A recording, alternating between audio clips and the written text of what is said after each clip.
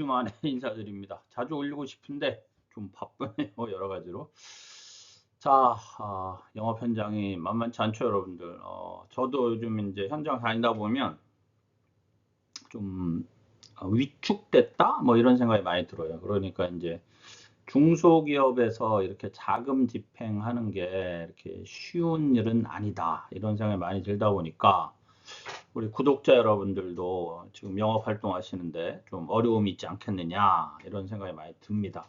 그럼에도 불구하고 제가 이런 말씀을 얘기를 해요. 우리 대표님들한테 어려우니까 컨설팅 받으셔야 됩니다. 무언가 위기를 극복하고 어떤 또 새로운 어떤 모색이 필요한 시점이 될 수도 있잖아요. 코로나라는 어떤 참 어려운 환경을 지났고 어쩌면 또 지나고 있고, 그리고 금리 인상이란 악재가 우리 중소기업의 어떤 이자 비용을 정말 엄청난 이자 비용을 부담하게 만들고 있고, 이러다 보니 현금은 잘 안 돌아가고 참 어려움이 많습니다. 그럴 때마다 제가 느끼는 게 뭐냐면, 이쪽을 보면서 그럴 때마다 느끼는 게, 우리 대표님들에게 회계 컨설팅, 이런 컨설팅을 해줄 수 있는 좋은 컨설턴트들이 우리나라에 더 많아져야 된다. 뭐 이런 사명감 같은 거. 사명감이라기보다 우리 여러분들도 마찬가지고 저도 마찬가지고 중소기업이 성장해야 저희도 같이 성장하는 거니까, 그런 의미에서 좀 돈 관리라든가 뭐 회계 관리 이런 부분에서 좀 도움을 줄 수 있는 컨설팅이 필요하다. 그래서 이번부터는 제가 한스 어드바이저의 회계로 컨설팅, 제가 이제 네이버 블로그에 같이 올리고 있는데요. 네이버 블로그에 올리고 밑에 동영상 깔고 이런 형태로 좀 기획을 해서 유튜브에서는 동영상으로, 그리고 그 네이버 블로그에서는 블로그에 제 글과 동영상을 첨부해서 우리 구독자 여러분들께서 회계 컨설팅 하시는데 다소나마 도움이 되실 수 있도록 한번 찍어보도록 하겠습니다. 시작하겠습니다. 자, 회계로 컨설팅, 파이낸셜 어카운팅, 재무회계, 텍스 어카운팅, 세무회계, 매니지먼트 어카운팅, 관리회계, 이 부분을 가지고 이야기를 할 건데, 중점은 매니지먼트 어카운팅입니다. 관리회계에 대해서 최근에 제가 원가 관리회계에 대한 공부를 좀 많이 하고 있는데, 중소기업 다니면 다닐수록 저는 원가 관리가 중소기업에 너무너무 필요하다 이 생각이 들어서 공부하면서 제가 듣고 배우고 보고 적용한 내용들을 우리 구독자 여러분들과 공유하고, 또 이 공유된 내용을 바탕으로 우리 구독자 여러분들 컨설팅에 조금이나마 도움이 되시길 바랍니다. 자, 다음 장 컨텐츠 설명하면서 본격적으로 시작하도록 하겠습니다. 자, 눈 보고, 자, 다음 장 갈게요.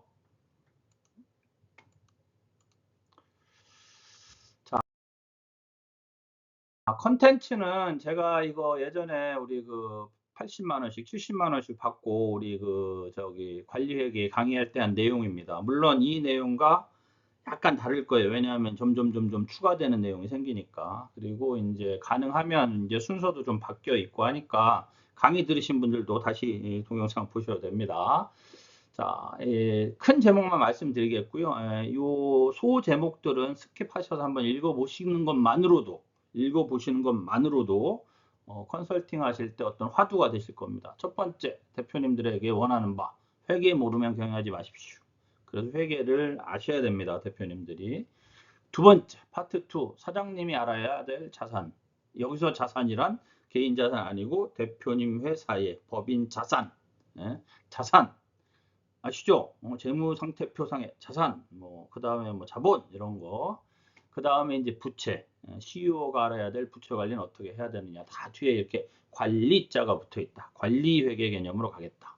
수익과 이익은 다릅니다. 이 내용도 얘기해야 되고, 원가를 정말 잘 알아야 됩니다, 대표님. 그리고 재무제표는 그래도 기본적으로 어느 정도는 읽으셔야 됩니다. 이런 내용들을 가지고 회계로 컨설팅을 이제 진행을 해보도록 하겠습니다. 자, 다음 장 가겠습니다.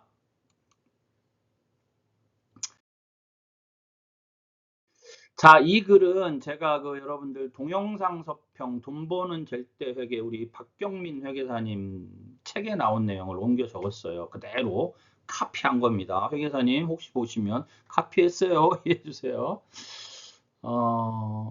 이 책에 이 내용이 나와요. 제가 우리나라 대표님들이 이렇다. 이런 대표님들 너무 많다. 여러분들도 한번 생각해 보세요. 우리 구독자 여러분들도 구독자 여러분들께서 만나는 대표님들이 이런 대표님들 계시면 진짜 회계 공부하시고 회계 컨설팅 받으셔야 됩니다. 그리고 기업도 회계 경영 하셔야 된다. 자, 통장에 돈이 있어도 늘 불안하다. 개인적인 측면에서도 우리 구독자 여러분들은 그러시면 안 되지만 구독자 여러분들도 예를 들면 뭐 예전에 좀 수입이 없으셨던 때 어떤 때를 한번 과거로 돌아가서 생각해 보시면 돈은 뭐 벌고 못 벌고 이렇게 막 굴곡이 심하다 보니까 돈이 있어도 막 불안해. 내 돈이 언제 어떻게 나가는지 이런 어떤 두려움 이런 거 있을 수 있잖아요. 그렇죠? 그런 분들 대표님들 생각보다 많다. 통장에 돈이 별로 없다라고 생각했는데 막 있을 때도 있고 역으로 많은 줄 알았는데 없을 수도 있다. 이거 왜 그래요? 돈 관리가 안 되는 거예요. 통장을 안 보시는 거예요. 이거는 두 가지 이유가 있어요. 무관심해서 안 보실 수도 있고 돈에 대한 두려움 때문에 안 보시는 경우도 있어요. 왜? 이 돈이 앞에 말처럼 불안한 거예요. 그러니까 나가버리면 하는 이런 마음. 여러분들 그럴 때 있죠? 월급 딱 들어왔는데 우리 월급 받으시는 분들 월급 딱 들어왔는데 순식간에 쫙 나가버려. 통장 보기가 싫어. 아이 얼마 나왔지? 대충 10만 원 남았나? 뭐 이런 경우들이 있을 수 있잖아. 그렇죠? 사업하시는데 꾸준하게 생활비를 못 갖다 준다. 혹은 뭐 이렇게 일정하게 어떨 땐 갖다 주고 어떨 땐 안 갖다 주고 이런 것도 마찬가지죠. 배당이 뭔지 모른다. 제가 며칠 전에 꽤 제법 자리 잡은 우리 중소기업 갔는데 대표님께서 제가 이제 배당도 받으셔야 됩니다 했는데 대표님께서 어떻게 받는지 몰라 이렇게 말씀하신 경우도 있어요. 어떻게 받는지 몰라. 그냥 사업만 하시는 겁니다. 안타깝죠. 그러나 회사의 성장, 승계를 위해서는 배당도 받아야 되죠. 세금 납부하라고 하면 놀란다. 제가 참 답답한 게 부가세 낼 때 되면 저한테 전화 엄청 옵니다. 부가세가 너무 많이 났다. 방법 없냐? 예, 제가 이렇게 얘기합니다. 방법 없습니다. 부가세는 내가 번 돈에 대한 매출에서 매입 빼고 내는 건데, 그리고 부가세는 고객들이 부가세 내라고 돈을 준 거잖아요. 그런데 부가세도 매출 인식을 해버리니까 1억 원 벌었는데 1억 1천만 원 들어오는데 1억 1천만 원 매출 인식하고 다 쓰고 부가세 낼 때 되니까 그 1천만 원 없는 거예요. 이러면 안 되죠. 관리가 안 되는 거예요. 또 세금 내고 나면 남는 돈 없더라. 이것도 문제죠. 뭐 잘 팔았어. 장사 잘 됐는데 나갈 돈부터 걱정되더라. 그리고 막 일이 많이 생긴다. 이게 무슨 소리예요? 돈을 버는데 체계적으로 못 버는 거예요. 매출이 증가하면 남는 게 많아져야 됩니다. 그렇죠? 그러니까 수익이 늘어나면 이익도 늘어나야 되는데 수익이 늘어났는데 이익은 안 늘어나. 그러면 수익을 늘리는데 어떤 쓸데없는 비용들이 많이 들어가서 예를 들면 10억 원 팔아서 1억 원 남겼는데 20억 원 팔았는데 1억 원 남겼다. 이건 문제인 거예요. 무엇이 문제냐? 이거 알아야 된다는 거죠. 그런 거. 위기가 왔다. 존립 위태롭다. 이건 뭐 정말 고민스러운 겁니다. 준비되지 않은 거예요. 언제든 위기는 오게 돼 있잖아요. 그렇죠? 사업이라는 게 이렇게 굴곡이 있는데. 자, 이렇게 생각해 볼게요. 지금 내가 이번 달에 올해 이제 잘 벌어서 당기 순이익을 한 5억 정도 올려놨어요. 그래서 다 써버렸어. 응? 내년 어떻게 될지 모르고 아주 극단적인 예를 들자면 그런데 내년에 정말 뭐 코로나 곱하기 2배의 아주 나쁜 상황에 도래했어요. 그래서 위태로워진다. 이게 큰일 났다. 이러면 문제인 거잖아요. 그렇죠? 회사를 경영하기 위해서는 리스크 자금이 보존이 돼야 돼요. 제 생각은 그래요. 리스크 자금. 어떠한 일이 생겼을 때 보존해야 될 비용. 뭐 개인 입장에서 보면 어떤 비상금 같은 거. 이런 것들이 존재해야 회사가 어려워졌을 때 어떻게 할 수 있어요. 위기를 극복해 나갈 수 있는데 그게 불가능하다. 회계 관리 안 되는 겁니다. 대표님들이 재무제표의 기본은 봐야 되는데 그냥 뭔 말인지 모르겠고 우리 세무대리인한테 다 맡겨버린다. 이것도 문제인 거예요. 대표님이 알고 있어야 됩니다. 내가 항상 대표님들 만나 뵙고 얘기하는 게 이거예요. 세무사님들이 해주시는 거는 세무대리 업무. 그냥 그걸 조금만 더 축소시키면 세금을 신고해주는 업무가 주이지. 한 달에 10만 원, 15만 원, 20만 원 기장료 내시면서 세무사님들한테 모든 회계를 다 봐준다고 생각하시면 안 돼요. 만약에 모든 회계를 다 봐주길 바란다면 세무사님한테 한 달에 100만 원씩 주시면 돼요. 왜? 받은 만큼 일을 하는 거잖아요. 뭐 세무사님들이 능력이 없어서 그런 게 아닙니다. 세무사님들은 그 받은 돈의 가치만큼 일을 하는 거죠. 그건 너무나 당연한 거잖아요. 그렇죠? 그래서 만약 대표님들께서 더 많은 용역 서비스, 세무 용역 서비스를 받고 싶다면 기장업체에 더 많은 돈을 지불하시면 되는 겁니다. 그 다음에 재무제표 안 보고 그냥 당기순이익 정도만 확인이 된다. 이것도 문제인 거죠. 그렇죠? 이러한 증상을 갖고 있는 분, IMCO라고 할 수 있느냐? 저는 약간 좀 회의적이에요. 그래서 이런 CEO 분들이 생각보다 많습니다. 우리 구독자 여러분들이 회계 컨설팅을 통해서 이런 부분들을 하나하나 해소해 주시기를 기대합니다. 자, 다음 장 본격적으로 시작해 보겠습니다.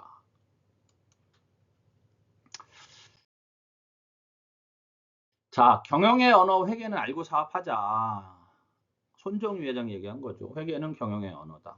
진짜 중요하고 아주 적절한 말인 것 같아요. 그래서 오늘은 재무회계하고 관리회계가 어떻게 다른 것이냐 이걸 한번 좀 설명을 해드리고 왜 재무회계를 왜 관리회계를 봐야 되느냐 특히 관리회계를 왜 봐야 되느냐 이런 생각을 해보도록 하겠습니다. 자, 재무회계와 관리회계는 이렇게 볼 수 있어요. 빨간색으로 해볼게요. 일단 누가 보는 거냐?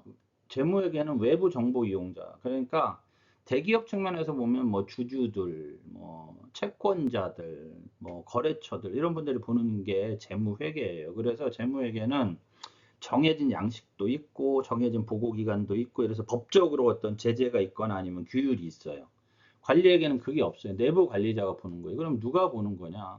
경영은 사실 모두 본다. 근데 대부분은 뭐 CEO, CFO, 뭐 경영 회계를 관리해야 되는 뭐 관리부 이런 곳에서 보는 걸 우리가 이제 관리 회계라고 하는 거죠.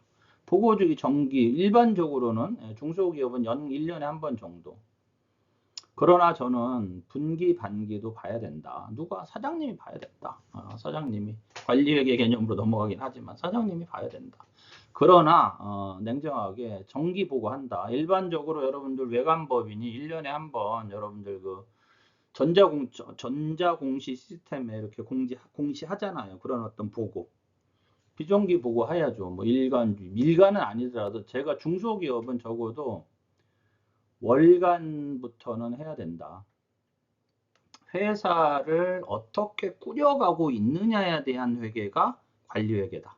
어떻게 꾸려가고 있는가에 대한 회계가 관리회계다. 그래서 비정기 보고이다. 필요할 때 하는 보고다. 이렇게 생각하셔도 되고요. 보고 목적은 외부 이용자가 유용한 정보를 받는 거예요. 그냥 아주 쉽게 주주가 내가 이 회사에 투자해도 되는가를 판단하는 것. 은행에서 이 회사에 내가 돈을 빌려줘도 되는가 이런 판단을 하기 위해서 재무제표를 보는 거죠. 그렇죠? 관리에게는 내부 관리자가 의사결정. 예를 들면 자, 현 시점에서 생산량을 늘리기 위해서 기계를 사야 되는가? 직원을 뽑아야 되는가? 이런 부분에 대한 것을 하는 것이 관리회계인 거예요. 그래서 내부 관리자의 의사결정에 정보 제공을 하는 게 목표다.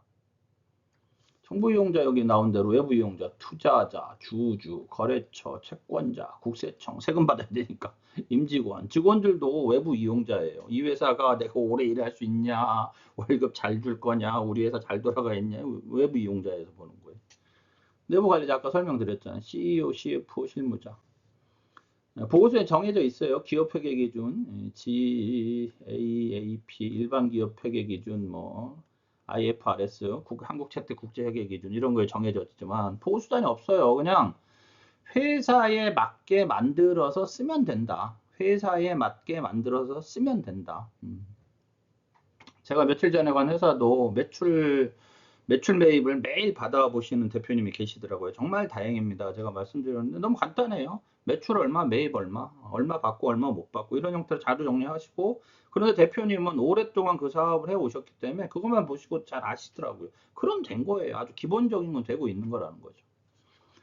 재무회계는 보고 의무가 있어요.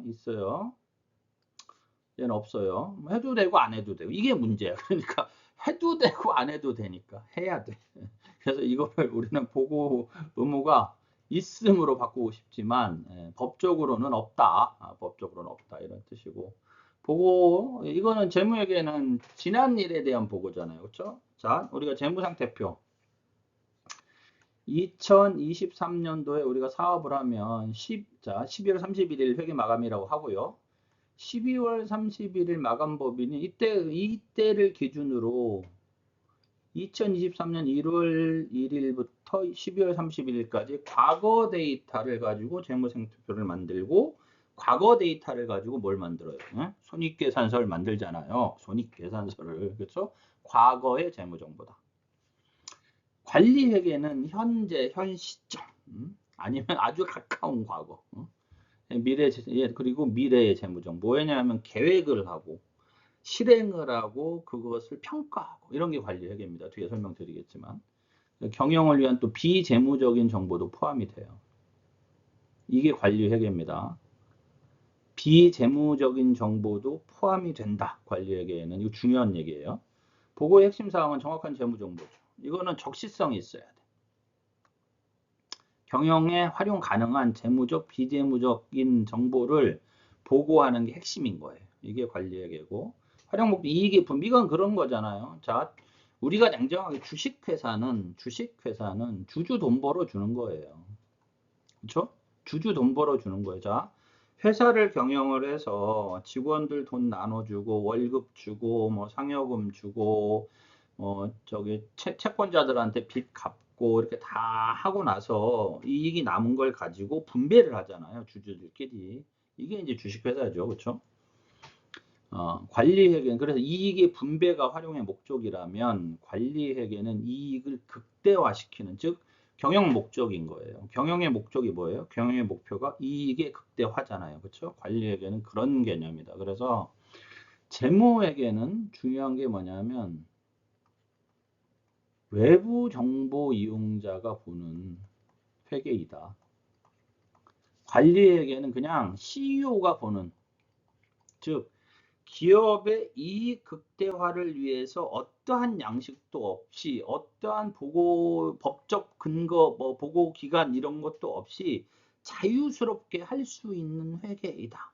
그렇기 때문에 사실상 그닥 어려운 회계는 아닌데 이상하게 우리나라 중소기업은 이렇게 관리회계 개념이 약하다. 왜냐하면 그냥 감으로 경영하는 경우가 너무 많다. 이게 이제 제가 컨설팅을 하다 보니까 느낀 이 안타까움이다. 이런 말씀을 드리는 거예요. 자, 다음 장.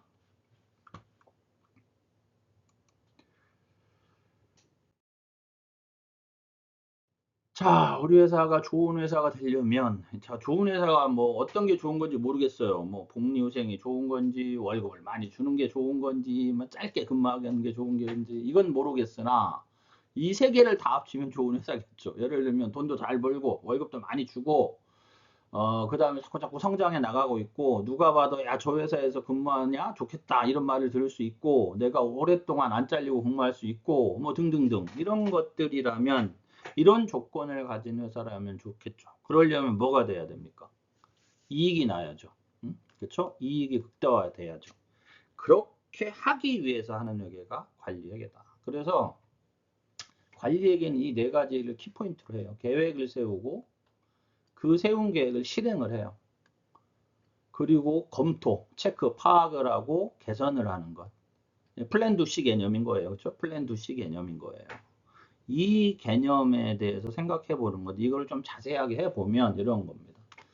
여러분들 공원이익 이런 개념은 일반 재무상태표에 나오는 얘기가 아닙니다. 거기에는 뭐 우리가 영업이익, 매출 총이익 이런 게 나오지만 관리회계 개념에서는 공원이익이라는 게 엄청 중요해요. 그런데 이 공원이익 개념을 오늘 아실 것까지는 없고 궁금하시면 네이버에 지식인한테 물어보시고 요 회계로 컨설팅의 공원이익에 대한 개념은 앞으로 계속해서 설명드릴 건데 이런 개념입니다. 내가 얼마를 팔아서 얼마의 변동비를 쓰면 나머지가 공원이익이고 이 공원이익에서 고정비를 빼고 나면 영업이익이 나옵니다. 이걸 하기 위해서 이제 CVP 분석이라는 걸 해요. 관리회계에서 원가, 뭐 조업도 이익. 이것도 나중에 다 설명드릴 내용이니까 오늘은 디테일하게 설명하지는 않겠습니다. 이런 어떤 계획을 가지고 경영을 했어요. 경영을 해봤더니 예를 들면 목표는 매출 100억 원, 변동비 40억 원, 그래서 공원이익 60억 원, 고정비 40억 원, 영업이익 그래서 얼마죠? 20억 원. 이게 목표였는데 실제 해봤더니 매출이 90억, 변동비가 50억, 공원이익이 40억이에요. 고정비는 거의 변동이 없어요. 40억, 영업이익 제로. 이렇게 나왔다고 하면 무엇이 잘못된 것이냐? 응? 그래서 이제 실제 이렇게 계획을 짜고 나면 이제 원가 배분라는 걸 하는 건데 이것도 이제 제가 말씀드리도록 하겠습니다. 저희 다음 강의 동영상을 통해서. 자, 이와간 여기서 중요한 건 이겁니다. 다시 파란색으로. 계획은 매출을 100억 원을 올리고 싶었고 변동비도 40억 원만 쓰고 60억 원에 공원이익을 발생시켜서 20억 원의 영업이익을 내고 싶었는데 실질적으로는 매출이 10억 원이 줄었어요. 그럼 왜 줄었냐? 왜 줄었냐? 응? 그리고 100억 원일 때 40억 원의 변동비용을 쓰고 싶었는데 90억밖에 안 됐는데 변동비용을 50억을 썼다. 왜? 그렇다고 하면 일반적으로 뭐 원재료 값이 너무 많이 들어간 것이냐 아니면 원재료 단가가 올라간 것이냐. 왜냐하면 계획은 짰고 이렇게 어떤 변화가 있을 거잖아요. 그리고 그거에 대해서 어떤 대응을 우리 기업 경영을 하는데 CEO 입장에서 어떻게 대응했느냐. 비싸게 샀을 수도 있고 아니면 재고를 가지고 왔는데 재고 자산이 손실이 났을 수도 있고 아니면 적정 재고를 잘 구하지 못해서 다른 곳에서 더 비싸게 사왔을 수도 있고 여러 가지 경우의 수가 생길 거잖아요. 그렇죠? 여기 보고 얘기하는데 자 그러면 여러 가지 경우의 수가 생겼는데 이제 이것을 체크를 해보고 어떻게 해야 돼요? 이 두 가지를 비교해보고 달성 여부 차이의 원인을 분석을 하는 거예요. 왜 이따위 일이 생겼지 이거예요. 그렇죠? 어떻게 개선해야 되느냐 해서 성과 평가를 하고 개선은 뭐냐면 이제 중소기업의 이 액션을 적용하기 쉽지 않아요. 예, 이 관리회계 자체는 뭐 사업부, 생산부, 영업부 이런 부서별의 어떤 책임 중심점이라고 하는데 이런 단위별로 예를 들면 원재료를 비싸게 사온 구매부 책임이냐 생산해서 로스를 많이 일으킨 생산부 책임이냐 이런 등등의 어떤 그 책임 중심 책임을 따져서 문제점을 개선하고 잘안되는 어떤 성과에 대한 어떤 그 인센티브를 제공하고 못한 것은 그거에 대해서 어떤 디메리트를 제공하고 이렇게 함으로써 점점 경쟁적인 선의의 경쟁을 통한 회사 발전 뭐 이런 걸 만드는 개념이에요. 근데 액션은 중소기업에서는 쉽진 않지만 그렇다 하더라도 한번 접근해 볼 필요는 있어 보여요. 그래서 그것을 우리가 이제 책임회계 개념으로 가는 지금 말이 좀 어려우실 수도 있습니다, 여러분들. 왜냐하면 저도 관리회계 공부를 하고 시험을 보고 제가 재경관리사 시험을 보고 합격을 하는 과정에서 제일 어려웠던 과목이 원가 관리회계인데 이걸 보고 실제 현장에 나가서 대표님들한테 적용을 시켜보려고 많이 애썼지만 좀 어렵더라. 정말 어떤 곳은 불가능하더라. 왜냐하면 중소기업에 그냥 재고 관리만 잘하면 돼. 이런 데도 있고요. 어떤 대표님들은 매출만 잘 발생시키면 우리 회사는 무조건 남아. 뭐 이런 회사 대표님들도 있고요. 귀찮게 이걸 어떻게 해? 이런 데도 있고요. 제가 며칠 전에 이제 회사 컨설팅 전체적으로 승계 석세션 플랜 그 제안을 하고 이제 이렇게 얘기할 때 대표님들은 프리젠테이션 내용 중에 회사의 현재 관리 방향에서 이제 원가 관리 방향을 좀 말씀을 드렸는데 사모님이 관리를 하시는 분인데 이거는 우리 기업에서 하기가 쉽지 않아 보이는데 어떻게 해야 될까요? 이런 얘기가 나오는 거예요. 근데 어떻게 하는 건 어려운 건 아닌데 여튼 뭐랄까요? 그렇게 한 번도 접촉해 보지 않았기 때문에 어려움이 생기더라 이런 얘기가 생기는 거죠. 어쨌든 그래서 관리학엔 이런 개념입니다. 플랜 두 C, A 혹은 플랜 두 C 계획하고 그 계획에 맞춰서 실행하고 차이 분석하고 이 차이에 대한 책임을 누가 지고 어떻게 개선하고 그래서 목표는 뭐냐? 이익을 극대화시킨다. 이게 관리회계의 한 분야이고 부분입니다. 이렇게 가는 거예요. 그래서 이 부분을 여러분들 지금 이렇게 막 좀 낯선 단어들, 어찌 보면 뭐 이제 소상공인과 다름없는 어떤 작은 중소기업에 이런 걸 적용하는 게 가능하냐? 불가능한 기업도 있어요. 그러나 가능한 기업도 있고 가능하게 만들어 가야 된다. 원가 관리를 해 가야 된다. 그래야 정말 우리가 만나는 중소기업의 어떤 변화, 그다음에 조금이라도 더 이익을 발생시킬 수 있는 어떤 제도적인 시스템을 만들어 줄 수 있을 것이다. 그래서 저는 매니지먼트 어카운팅 시스템, 관리 회계 시스템을 지금 만드는데 골머리를 앓고 있습니다. 그리고 그거를 어렵게 생각하지 않고 작은 기업에서 활용할 수 있는 쉬운 관리 회계 시스템을 만들어 보고 싶은데 제가 머리가 그래 그 정도까지는 안 가는 것 같아요. 많은 그 조력자들과 같이 했으면 좋을 텐데 아직은 좀 아쉽지만 열심히 한번 만들어 볼까 생각하고 있습니다, 여러분. 자, 요 장은 요렇고요. 다음 장 넘어가겠습니다.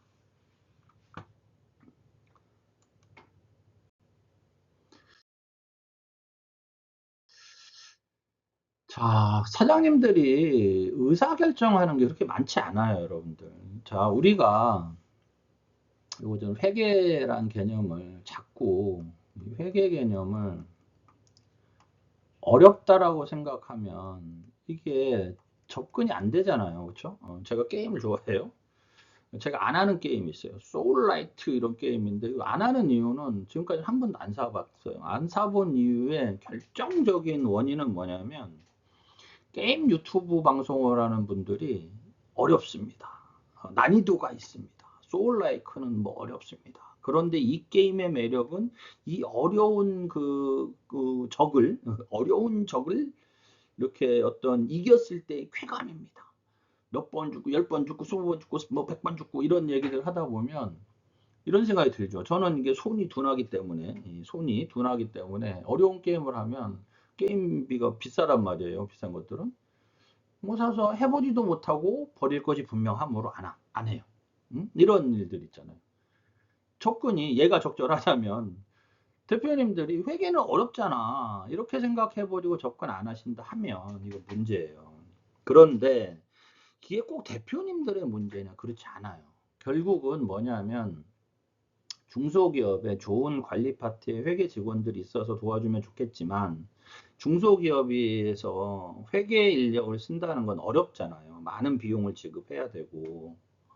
그렇다면 결국 대안은 뭐냐면 아웃소싱입니다. 아웃소싱인데 세무사님들한테 아웃소싱 할 수 있으면 좋겠어요. 왜냐하면 세무사님들은 이미 이렇게 전국에 이렇게 구조가 다 되어 있고 또 활동을 하고 계시니까 중요한 건 뭐냐면 대표님들이 그렇다고 하면 관리 회계에 대한 비용 지불해야 되는 거예요. 제 생각에는 그 적지 않이 지불해야 될 거예요. 그런데 세무기장 업계의 기장료는 상당히 지금 저평가되어 있거든요. 금액이 너무 낮아요. 근데 다 원할 수는 없는 거잖아요. 그렇죠? 결국은 세무사님들이 해야 될 분야도 있고 좋은 회계 컨설팅을 할 수 있는 컨설팅 회사들도 필요한 겁니다. 그리고 그 컨설팅 회사에 우리 구독자 여러분들께서 한번 좀 잘 해보셨으면 어떨까? 이게 제 바람이고 저도 무지하게 쓰고 있는데 제가 IQ가 낮아서 안 돼. 저도 진짜 저는 그냥 땅 파서 먹고 살아야 되는 그런 스타일이라 하여튼 그렇습니다. 그래서 좀 더디 가지만 늦게 가지만 우리 대표님들에게는 어떤 회계에 대해서는 경영하시는데 이 정도는 아셔야 됩니다라는 컨설팅을 하셔야 됩니다. 이 회계로 컨설팅의 목표가 그거예요. 우리 구독자 여러분들도 대표님들한테 그런 얘기를 해주시고 대표님들과 그런 소통이 되고 또 물론 디테일과 시스템은 우리 구독자 여러분들이 만드셔야 돼요. 저랑 같이 만들어 가시기를 희망합니다. 자, 어렵다라는 접근보다 이런 거예요. 관리 회계는 여러분 관리 회계를 어렵게 생각할 필요는 없고 이거 있잖아요. 저는 이렇게 두 가지 정도만 알아도 된다고 생각해요. 매출과 매입에 대한 관리를 잘하는 것. 매출 매입 관리는 더하기 빼기예요. 그렇죠? 수금 관리잖아요. 쉽게 얘기하면. 이것만 잘해도 돼요. 이거 잘해도 돼요. 그러면 이걸 안 하는 사람이 어딨어 생각하시지만 이거 안 하는 회사가 엄청 많아요. 이것도. 두 번째, 또 뭘 잘해야 되느냐? 손익. 자, 이익이 얼마나 나고 있고, 이 이익을 어떻게 분배해서 쓰고 있느냐. 자, 보세요. 이익이 얼마나 나고 있고, 이걸 어떻게 분배하고 있냐. 이거는요, 더하기, 빼기, 곱하기, 나누기, 사칙연산만 알고 있으면 다 할 수 있는 회계예요. 그리고 표 하나만 만들면, 제가 중소기업 컨설팅 가가지고 가장 많이 얘기하는 그 장부가 뭐냐면 자금일보 혹은 뭐 일개표. 자금일보가 편한 것 같아요, 저는. 그 다음에 자금수지계획표.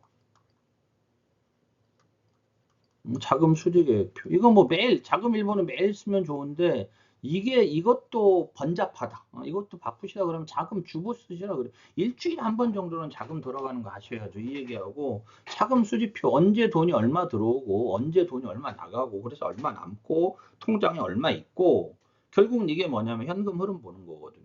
이거 하시라 그러는 거예요. 이 정도만 알아도 관리하기 시작하는 거예요. 크게 어려운 게 아니에요. 그래서, 우리 여기 사장님께서 알아야 될 회계 정보가 뭐냐? 손익 정보. 당연히 손익 정보 알아야 되잖아. 어디서 수익이 나고, 어디서 수익이 나고, 이 수익이 나는 곳과 손실이 발생되는 곳은 어디고. 예를 들면 제품을 하나만 파는 곳이 아니고 A, B, C 제품을 파는데 A에서는 이익이 나고 B에서는 손실이 나고 C에서도 이익이 나요. 그러면 우리는 단순하게 손실나는 이 B를 지워버리면 되잖아요.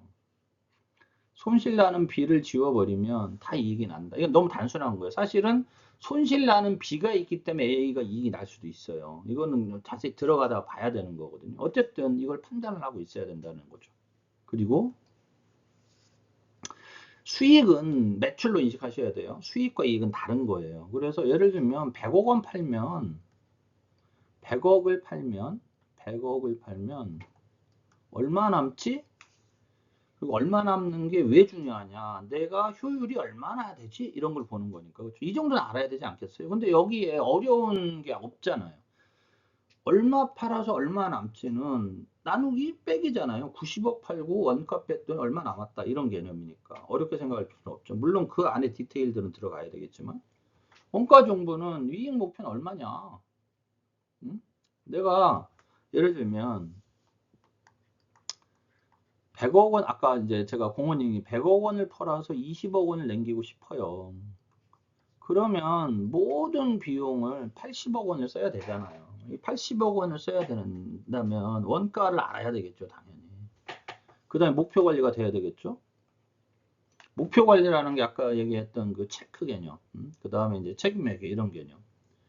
근데 이익 정보, 뭐 생산량 알아야 되겠죠, 당연히. 판매량, 원가, 판매 단가, 이익 목표에 관계된 적정 한가, 이런 이익 정보. 현금 흐름. 여러분들 제가 검토 중인 신규 프로젝트를 채택할 것인가 라고만 써놨는데 밑에 그림으로도 한 번 설명드리겠지만 자 기계를 10억 원짜리를 구입을 해야 되는 상황입니다. 이게 근데 10억 원짜리 기계를 구입해야 되는 거 안 해야 되는 이런 고민을 해봐야 된다는 거죠. 왜? 10억 원짜리 기계를 구입을 해서 언제 이 10억 원 투자 금액을 회수할 수 있는가? 1년에 회수되는 금액은 얼마일 것인가? 언제 이 기회를 내다 팔면 나는 손해가 아닌가? 이런 여러 가지들이 있을 거잖아요. 그렇죠? 뭐 이런 신규 프로젝트에 대한 부분들의 현금 흐름, 여기 이제 뭐 현재 가치 계산, 뭐 미래 가치 계산 이런 것들이 있는데 그건 좀 어려워. 그거는 근데 굳이 대표님들이 하실 필요는 없고 컨설팅하는 우리 구독자 여러분들이 제가 해드리면 되는 거예요. 이걸 한번 표로 정리해 보면 경영 목표가 올해 자 2023년에 경영 목표 매출 100억 원인 회사가 있어요. 이 회사는 목표가 영업이익을 20억 원을 갖는 거예요. 그래서 그냥 어바웃으로 다 원가라고 할게요. 원가가 80억. 여기도 원가 80억인데 자, 판매량이 여기는 8만 개 파는 거고 여기는 4만 개 파는 거예요. 그러면 8만 개 팔아서 80억 내는 데랑 4만 개 팔아서 80억 내는 건 제품이 다른 거잖아요. 그렇죠? 다른 거죠. 그래서 나는 싸게 파는 원가 우위 전략을 가서 목표를 달성할 것이냐, 차별에 대한 제품을 판매해서 갈 것이냐, 이런 것들은 CEO가 결정해야 되는 거잖아요. 그렇죠? 그리고 이렇게 하기 위해서는 자, 매출액을 결정을 해요. 매출액은 뭐예요? 자, 제품, 판매 제품 수 곱하기 단가잖아요. 그렇죠? 그럼 단가가 이 경우 8만 개면 얼마에 하나에 얼마죠? 10,000원인가요? 그렇죠? 10,000원 단가이냐, 20,000원 단가이냐. 그 차이죠? 그렇죠? 판매량 역으로 자, 이 회사는 4만 개 팔 거니까 2만 원짜리 4만 개 팔 것이냐, 만 원짜리 판매를 팔 것이냐. 자, 이 만 원짜리의 원가는 8,000원이에요. 2만 원짜리 원가는 15,000원이에요. 판매 단가를 어떻게 할 거냐? 8,000원을 만들어서 만 원에 팔면 괜찮은가? 15,000원짜리 원가를 2만 원에 팔면 괜찮은 것인가? 또 이것만 있는 건 아니에요. 동종 업계에서 나와 비슷한 제품을 17,000원에 팔고 있어요. 나는 2만 원을 내놓으려고 그랬더니. 그럼 나는 17,000원에 팔아야 되느냐? 15,000 아니면 15,000원에 팔아야 되느냐? 아니면 16,000원에 팔아야 되느냐? 1,000원만 마진 먹고 말아야 되느냐? 이런 것도 결정을 해야 되겠죠. 비용이 들어가는데 판매를 늘리기 위해서 영업사원을 한 명 더 채용해서 인건비를 더 늘려야 될 것이냐? 아니면 뭐 열심히 우리 그 저기 어디야 그 전시회 같은데 가가지고 계속 홍보하는데 홍보 비용을 늘릴 것이냐? 유튜브에 광고를 많이 할 것이냐? 막 여러 가지들을 할 수 있잖아요. 그렇죠? 그때 비용.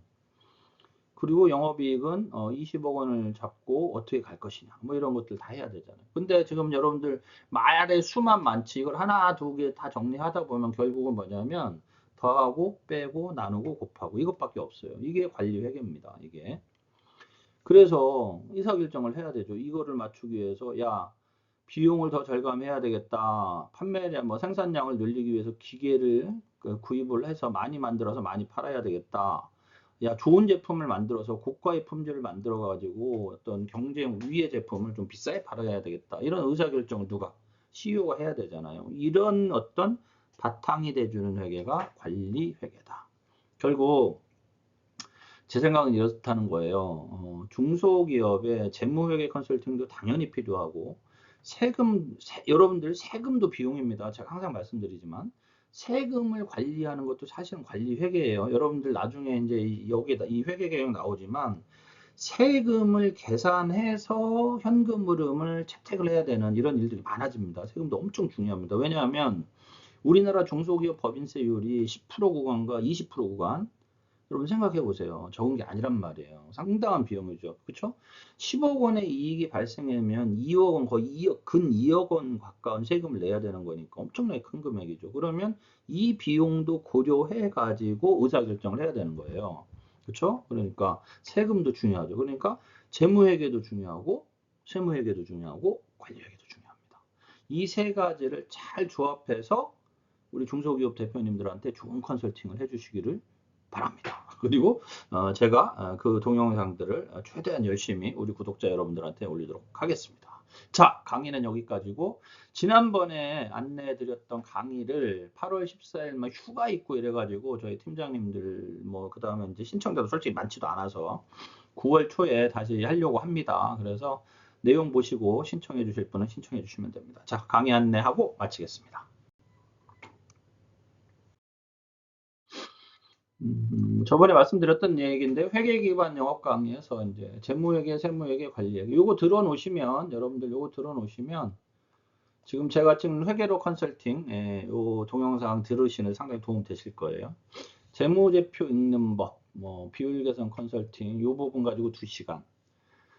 세무조정 계산서 약식, 절세 시뮬레이션 하는 거 2시간. 관리회계, 중소기업 실제 원가 컨설팅 하는데 어떤 툴 쓰는지, 어떤 툴 쓰는지.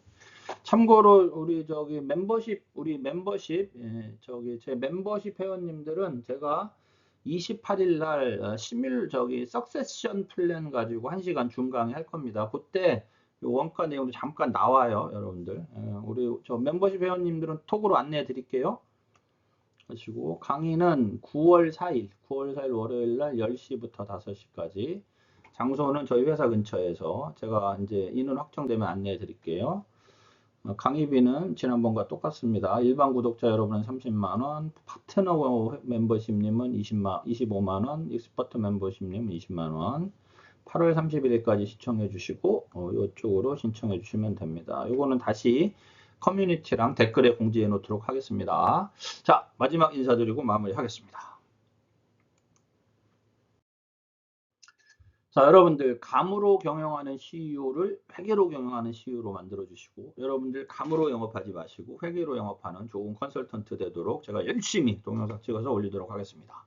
좋아요, 구독도 좋지만, 오랜만에 이 말하는데, 그쵸? 오랜만에 이 말하는데, 좋아요, 구독도 좋지만, 진짜 좋은 건 우리 구독자 여러분들 주변에 중소기업 컨설팅하는 우리 그 동료 컨설턴트 분들 제 채널에 구독하실 수 있도록 도움 주시면 감사하겠습니다. 자, 오늘은 여기까지 하겠습니다. 수고하셨습니다.